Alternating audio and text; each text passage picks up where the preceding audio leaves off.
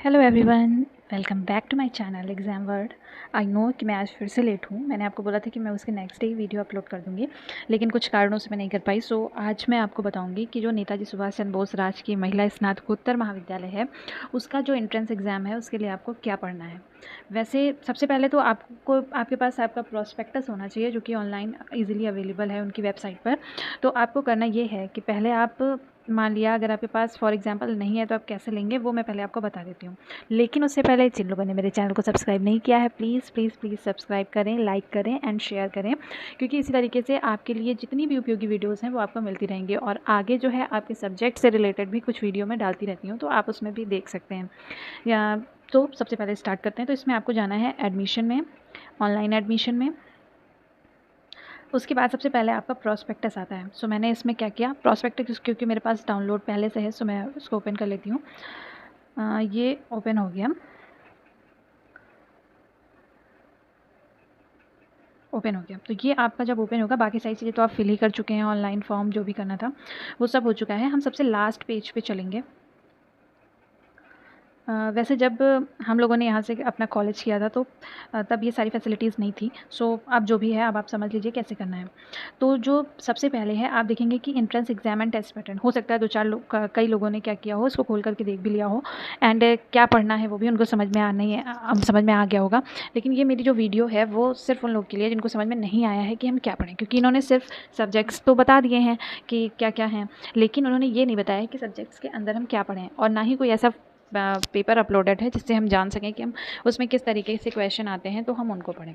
ठीक है, तो सबसे पहले तो आप देख लीजिए, मैं सबसे पहले बीए, मैं तीनों की बात कर लेती हूँ। जैसे कि सबसे पहला है बीए, बीएससी एंड बीकॉम। ठीक है, टेस्ट पैटर्न दिया गया है। तो उसमें जो पेपर में जो सेक्शंस होंगे वो 2 सेक्शंस में डिवाइडेड होंगे। 2 सेक्शंस में पहला जो होगा उस सेक्शन में क्या होगा, mental ability, reasoning, English and Hindi language and general awareness. तो मान के चलिए आपके ये 4 एग्जाम्स जो हैं, 4 जो टॉपिक्स हैं वो सबके में आएंगे, बीए में भी आएंगे, बीएससी में भी आएंगे और बीकॉम में भी आएंगे।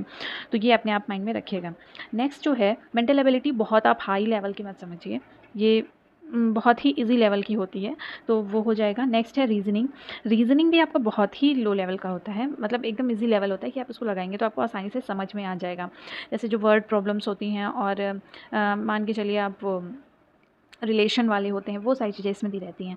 इंग्लिश और हिंदी लैंग्वेजेस में जो है कॉमन सी चीज़ें, आप बहुत डीप नहीं जाएंगे लेकिन बहुत लाइटली भी नहीं लेंगे, क्योंकि जो है हिंदी और इंग्लिश में तो जो है वो आपका रहता है, अच्छा रहता है उसमें, मतलब उसका लेवल जो रहता है वो ठीक ठाक रहता है। जैसे हिंदी का आपका हो गया तो हिंदी में आप सारी चीज़ें जो पढ़ के आए हैं, संज्ञा, सर्वनाम, कारक, विभक्ति, वचन, मुहावरे, विलोम शब्द, ये थोड़ा थोड़ा आपको जो कॉमन जनरली पेपर में पूछे जाते हैं वो आएंगे। बहुत टफ नहीं कि आप वहाँ टफ तैयार करने बैठ गए हैं। तो जो है अब जो है इसमें नेक्स्ट है आपका जनरल अवेयरनेस। तो जनरल अवेयरनेस जैसे लास्ट टाइम जब पेपर हुआ था तो उसमें कोरोना से रिलेटेड भी आया था कि कब शुरू हुआ था, पहला लॉकडाउन कब लगा था, और जो उसकी वैक्सीन्स हैं वो कौन सी हैं। तो आप जो इस समय करंट के टॉपिक चल रहे हैं, 1-2 जिन पे ज़्यादा बातें हो रही हैं, मेरे हिसाब से जो इस बार होंगी वो G20 पर होगा। तो G20 वाला आप अच्छे से पढ़ लीजिएगा, G20 से एक क्वेश्चन बनेगा ही बनेगा। अब हम बात करेंगे for faculty of art BA. ठीक है, तो इंग्लिश मैंने आपको ऊपर बता ही दिया है कि इंग्लिश में आपको कैसे पढ़ना है। नाउन, प्रोनाउन, एडजेक्टिव, जो आपके 8 पार्ट्स ऑफ स्पीच हैं उनके बारे में पढ़ लीजिए। नेक्स्ट आप पढ़ लीजिए सिनोनिम्स, एंटोनिम्स, वो भी बहुत इजी आएंगे, बहुत टफ नहीं आएगा। इकोनॉमिक्स में जो कॉमन क्वेश्चन बनते हैं वो पढ़ लीजिए। एजुकेशन में जैसे आपका सोशोलॉजी है, उसमें जो मेन है वो एरिस्टोटल के बारे में पढ़ लीजिए, अरस्तु जो है उनके बारे में पढ़ लीजिए। हिंदी में तो हमने आपको बता दिया, वही पढ़ना पड़ेगा। होम साइंस में कॉमन सी चीज़ें बहुत इजी रहेंगी, थोड़े बहुत 1-2 क्वेश्चन सबसे रहते हैं। एंशिएंट हिस्ट्री, अब हिस्ट्री में आपसे क्या पढ़ें, हिस्ट्री तो बहुत बड़ी होती है, आप ये सोच रहे होंगे कि हिस्ट्री में हम क्या पढ़ेंगे। तो जैसे आपका हो गया हिस्ट्री में पढ़ने के लिए सभ्यता, वैदिक सभ्यता, आप उसमें देख लीजिए आपके वेद और पुराण कितने हैं, और वेद जो चारों हैं उनमें क्या, उनसे क्या क्या लिया गया, मतलब उनमें क्या क्या है। संगीत किस में है, औषधियों का ज्ञान, औषधियों के बारे में किस में लिखा गया है, और नृत्य वगैरह किस में है, ये सारी चीज़ें आपको उसमें से पढ़नी रहेंगी।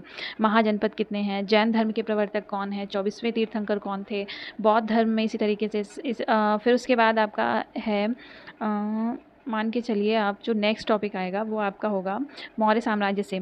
मौर्य साम्राज्य में सबसे फेवरेट जो बनते हैं वो क्या है, कौन थे उसके वो, ठीक है, मतलब किन्होंने मौर्य साम्राज्य को स्थापित किया था, और चाणक्य के बारे में उनके अन्य नाम क्या हैं, उन्होंने कौन कौन सी पुस्तकें लिखी हैं वो। साथ साथ में नेक्स्ट से पढ़ेंगे थोड़ा सा अकबर के बारे में पढ़ लीजिए, गौरी के बारे में पढ़ लीजिए, और विजयनगर का साम्राज्य पढ़ लीजिए, मतलब किसने स्थापना की उन सब चीज़ों के बारे में पढ़ सकते हैं, आंदोलन के बारे में पढ़ सकते हैं। आधुनिक भारत में आप पढ़ सकते हैं कि वैसे AIH रहता है तो AIH ही, एनसीएंट ही पढ़ें तो ज़्यादा बेटर है। नेक्स्ट है आपका पॉलिटिकल साइंस, तो इसी तरीके से आप थोड़ा बहुत राष्ट्रपति और प्रधानमंत्री इन सब के बारे में पढ़ लीजिए। संस्कृत में भी थोड़ा सा ग्रामर देख लीजिएगा उसका, सोशोलॉजी में उसके जनक कौन कहे जाते हैं, ये सारी चीज़ें आपको देखनी पड़ेंगी। मतलब बहुत डीपली नहीं जाना है, लेकिन किस सब्जेक्ट के जो कॉमन क्वेश्चन बनते हैं वो आपको पढ़ने पड़ेंगे। नेक्स्ट बीकॉम में आपको accounting, business management, economics, mathematics का, मतलब डीपली नहीं, लेकिन जो टॉपिक हाईलाइटेड होते हैं उन टॉपिक को आपको पढ़ना पड़ेगा। इसी तरीके से BSc में भी जो टॉपिक हाईलाइटेड है उनके बारे में आपको पढ़ना पड़ेगा। जैसे मैंने BA में हाईलाइटेड टॉपिक्स को बता दिया है, उन्हीं टॉपिक्स को आप अच्छे से क्लियर कर लीजिए साथ साथ में। और जो अन्य चीज़ें हैं, जैसे कुछ वीडियोस भी आपको मिलेंगी जो कॉमन क्वेश्चंस होते हैं, यूट्यूब पे भी मिल जाएंगे आपको। तो जो कॉमन क्वेश्चंस होते हैं उनको, जो ज़्यादातर पेपर में पूछे जाते हैं, जैसे राज तरंगिणी किसने लिखी है, इस तरीके के क्वेश्चन जो है वो पूछे जाते हैं। यंग इंडिया के संपादक कौन थे, और इसी तरीके से भारत एक खोज किसकी लिखी हुई है।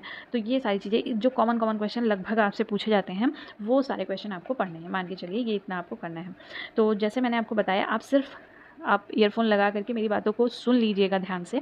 सुनने के बाद आप अपना काम शुरू कीजिएगा। अब आप ये सोचेंगे अब इसको हम पढ़े कहाँ से। हो सकता है कुछ बच्चे ऐसे हों जो BSc कर रहे हो, BSc के बाद BA का फॉर्म डालना हो, तो उनके पास तो बुक्स अवेलेबल नहीं होगी। तो मैं आपसे यही कहूँगी कि आगे जाकर भी आप किसी न किसी एग्ज़ाम्स की तैयारी करेंगे ही करेंगे। तो अगर आपके घर पर लूसेंट रखी हुई है तो आप उससे भी पढ़ सकते हैं। अगर लूसेंट नहीं रखी हुई है तो उसको परचेज़ कर लीजिए, क्योंकि वो आपको आगे के, जब आप कोई भी एग्ज़ाम की प्रिपरेशन करेंगे तो उसमें आपको काम आ जाएगी। तो इसके लिए तो आप वही बुक प्रेफर करिए। एंड मैथ्स वगैरह की तो कॉमन आपको यूट्यूब पे भी मिल जाएगा। वैसे अगर आप देखेंगे बुक ना भी लेना चाहें तो भी हो सकता है आपका यूट्यूब से ही काम। सो उम्मीद है आपको ये वीडियो अच्छी लगी होगी। एंड ध्यान से पहले जो चीज़ें मैंने बताई हैं उन पर फोकस कर लीजिएगा, उसके बाद अपनी पढ़ाई को स्टार्ट कीजिएगा, क्योंकि उम्मीद है कि जो आपका एंट्रेंस एग्ज़ाम है वो 3rd वीक में हो जाएगा। सो अपनी प्रिपरेशन को जारी रखिए। एंड जिन लोगों ने मेरे चैनल को सब्सक्राइब नहीं किया, प्लीज़ प्लीज़ प्लीज़ सब्सक्राइब करें, एंड लाइक शेयर एंड करें, कमेंट करें। Okay, bye bye.